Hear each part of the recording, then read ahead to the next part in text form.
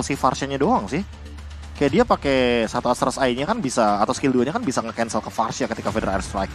Jadi mau nggak mau Varsha-nya harus bener-bener punya posisi yang matang daripada nanti dia bakal di-cancel hanya dengan menggunakan satu skill saja. Itu adalah skill kedua dari Popheus. Dan menurutku Estes, Popheus mid lane berarti.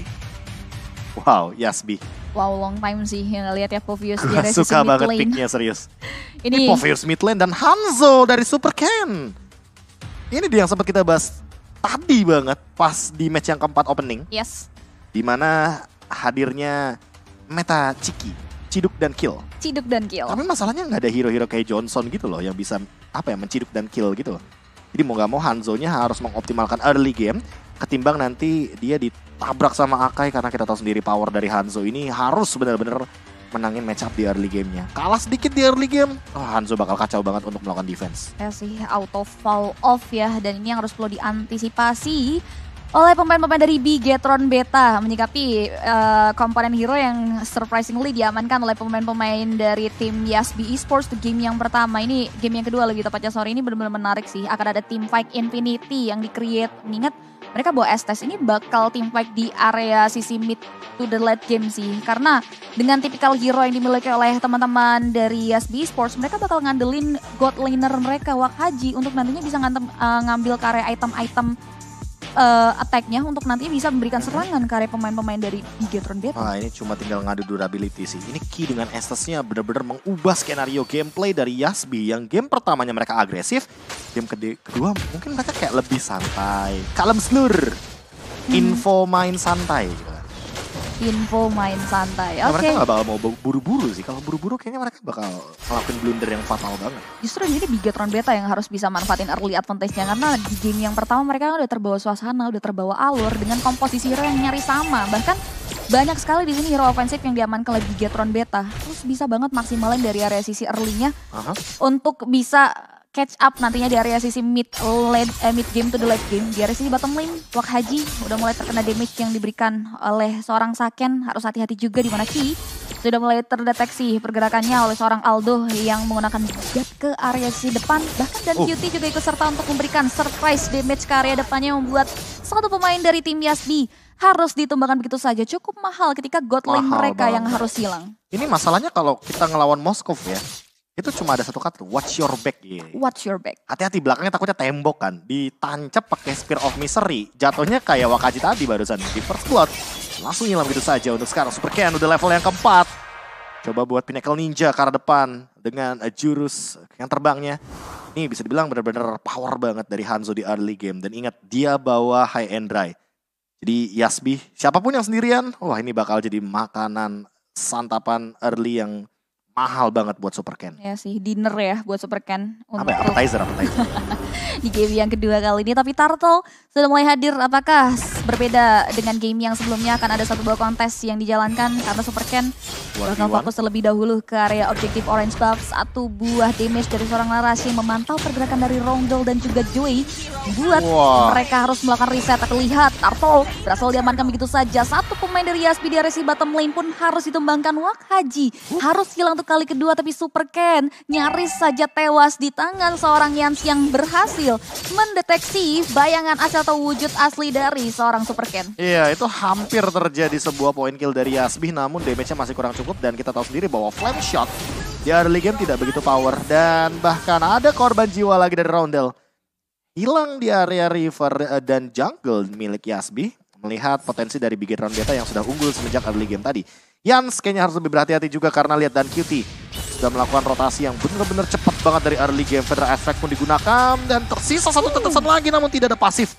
Sehingga untuk sekarang sepertinya Yans masih mampu untuk bertahan. Ya, ini sih yang dibutuhkan oleh pemain Bigetron Beta dengan komposisi hero offense mereka ya. Dimana 4 objektif berhasil diamankan. 2 kali Wak Haji tertumbang, bukan angka yang cukup baik buat Brody yang diuntungkan dan diandalkan nantinya sebagai late game insurance. Tapi Aldo harus mulai dihentikan dengan ada satu buah headbutt. Perjalanan pulang akan sedikit tersendat dengan ada serangan demi serangan yang diberikan. Satu buah demonic force tertrigger maju ke depan. Aldo masih bisa bertahan. Satu buah flame shot pun belum bisa untuk diklaim atas satu point kill dari seorang Aldo. Dimana Aldo masih bisa pulang selamat sentosa dan Yasby Esports Kini mereka mulai coba untuk melakukan regroup setup di area sisi bottom lane. Mereka bakal coba untuk membuat Saken struggling di sini. Tapi nampaknya dan QT benar-benar bisa untuk melakukan rotasi dengan sangat cepat. Menghentikan pergerakan dari seorang Wak Haji yang sedang untuk melakukan platingan terhadap gold shield turret yang dimiliki Joey. EP Spins dibuka begitu saja. Pinnacle Ninja mengarahkan round gold. Joey masih bisa survive tapi unoffended-nya menghentikan langkah pula yang dimiliki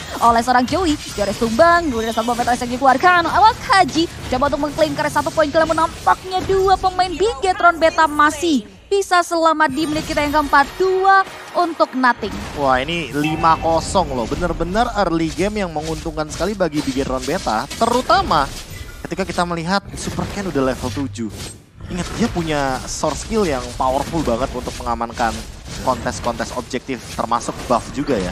Karena mau bagaimanapun skill 1 tambah retribution itu berdamage. Dan buat sekarang di arah bottom lane Wak Haji lagi 0-3-0 menjadi korban jiwa dari Bigetron Beta. Dan beberapa kali kita melihat ganking dari Dan QT tidak pernah gagal, Cipi. Tidak pernah miss sama sekali. Itu dia ya, tidak pernah miss dan selalu membuat Yasbi harus kalang kabut untuk menghindari serangan yang diberikan. Hingga dengan detik ini Yasbi belum bisa mempick off karya 1 pemain yang dimiliki. Bahkan dari segi objektif turtle-nya ini perbedaannya cukup signifikan dengan game yang pertama tadi. Bro. Iya, dan ini benar-benar early yang mengungguli banget dari Bigetron Beta. Lihat, plating abis, turret abis ya kan. Dan buat sekarang udah tinggal manfaatin split push aja. Aldo terjebak sendirian di area depan. Masih ada unoffended dan Feather Strike digunakan begitu saja hanya untuk membayang time. Aldo down. Namun balik lagi mendapatkan 1 buah objektif menjadi sebuah jawaban bagi Yasbi. Dan itu butuh 4 pemain loh di area bottom lane. Terlalu mahal menurutku. Ya ini mahal banget sih. Resource banyak yang keluar hanya untuk seorang Aldo.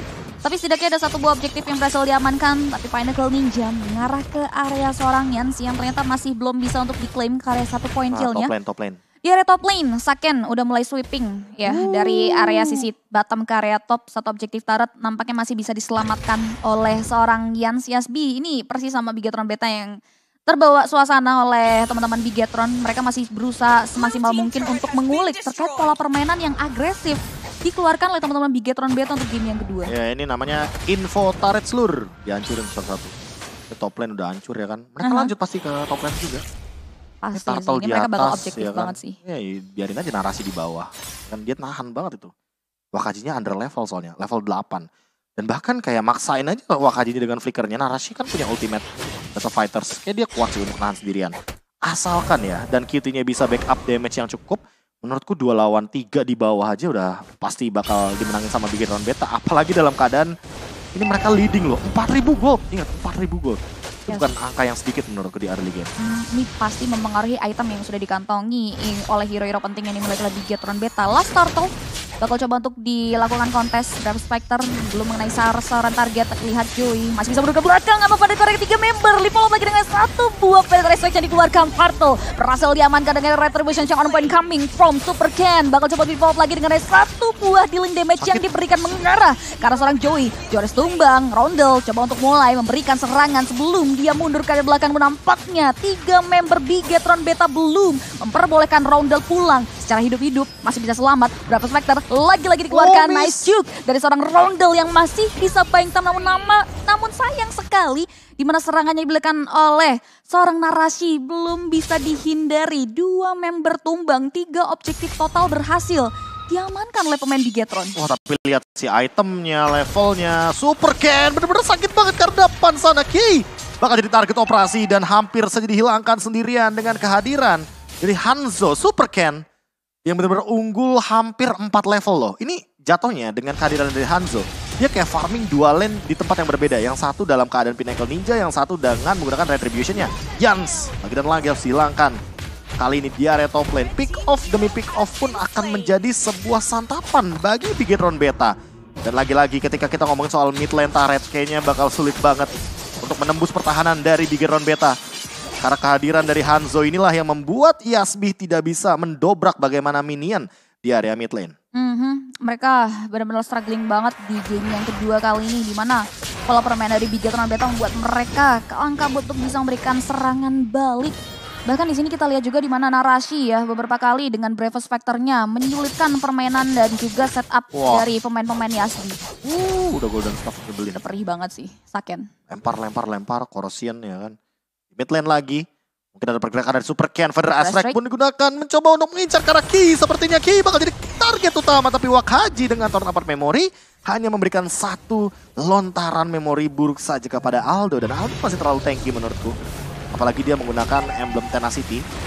Ini kayaknya gak bakal bisa di pick off dengan cepat sih. Harus bener-bener snowball effect nih dari Yasby agar bisa melakukan comeback terhadap Bigetron Beta. Karena balik lagi dengan komposisi Hero Yasby Esports ya, salah satu dealing output yang bisa dimaksimalkan tuh datang dari Wakaji. Tapi Wakaji dari early benar-benar dibuat struggling berhadapan dengan adanya Saken yang selalu diberikan backup dari seorang Dan Cutie. Begitupun juga dengan Aldo. Lord yang pertama tidak adanya kontes di mana Yasby nggak mau ngambil resiko. Mereka berada di posisi yang tidak diuntungkan. Feather Astrake menyimpet ke dua member. Wall Charge dikeluarkan begitu saja. Dan Cutie harus menjadi korban blasting. Berebut Goddess diaktifkan. Panical Ninja mengarah ke beberapa member. Namun nampaknya terlalu banyak hero yang dimiliki oleh Yasby sehingga satu pemain belum berhasil ditumbangkan. Narashi maju ke depan namun belum bisa untuk mengklaim ke satu poin kill. Tapi Saken berhasil menumbangkan Roundel yang terlalu dalam dengan ada satu buah dan yang dimiliki Super Ken. Mencari satu target andalan yang bisa dihajar namun nampaknya belum mau terlalu overcommit. I'm offended dikeluarkan begitu saja mengarah ke seorang Joe yang namun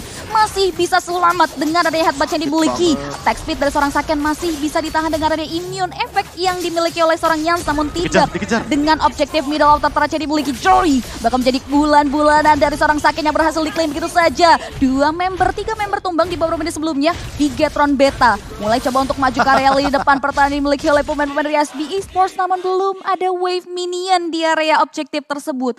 Sehingga mereka belum bisa menghancurkan inner middle turretnya. Iya, mau bagaimanapun untuk menyentuh ke arah Super Ken bakal jadi PR banget karena dia di belakang tinggal buka Pinnacle Ninja, kasih dealing damage, apalagi udah punya Golden Staff. Sehingga mungkin stuck dari skill pertamanya akan lebih mudah untuk didapatkan. Dari lihat tusukan dari Ken. Pila sakit banget dengan menggunakan satu buah emblem High and Dry. Jadi bakal lebih mematikan lagi ketika siapapun berada dalam kesendirian. Dan ini bakal menjadi pick off yang tidak akan berhenti dari Bigetron Beta karena mereka menang match up banget. Lihat gold leadingnya juga akan menuju kepada jauh lebih dari angka 9.000. Dan Super Ken lagi dengan Pinnacle Ninja, jump in ke arah belakang, slashing damage masih kuat dan benar-benar memberikan ke arah Joy hanya untuk sosok junglernya biar nggak ada inisiasi yang bisa dilakukan sama Yasby Esports. Ya, setidaknya satu Lord berhasil dimaksimalkan dan dimanfaatkan oleh tim Bigetron untuk menghancurkan base middle turret. Ini akan mengubah posisi dan fokus dari teman-teman Yasby Esports juga terkait manajemen wave minion yang dimiliki oleh Bigetron.